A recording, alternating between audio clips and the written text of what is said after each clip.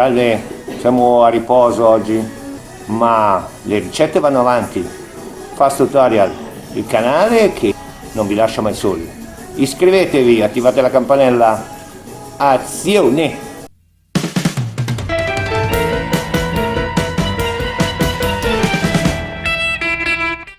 Oggi vi svelo il mio procedimento per il fritto misto di pesce. Utilizzeremo solamente 3 elementi: il calamaro di Patagonia, che considero il più saporito, con i suoi ciuffetti, e delle code di gamberi. Non andremo ad asciugare completamente il pesce, ma lo lasceremo bello bagnato.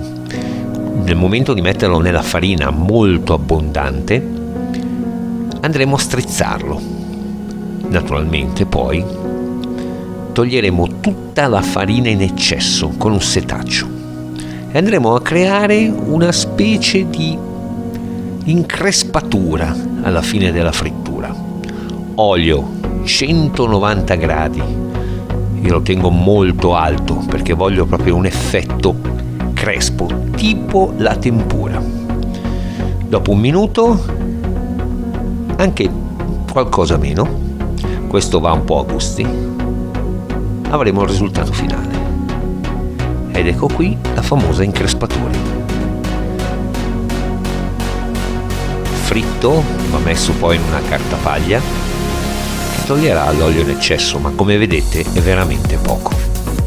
La frittura risulta veramente asciutta. Andremo a servirlo e adesso faremo la prova di assaggio. Potremmo accompagnarlo con il limone, ma c'è chi preferisce di no. Ecco come si presenta: abbondante sale, limone e via. Molto buono. Vi ringrazio di aver guardato, iscrivetevi al canale per i prossimi tutorial.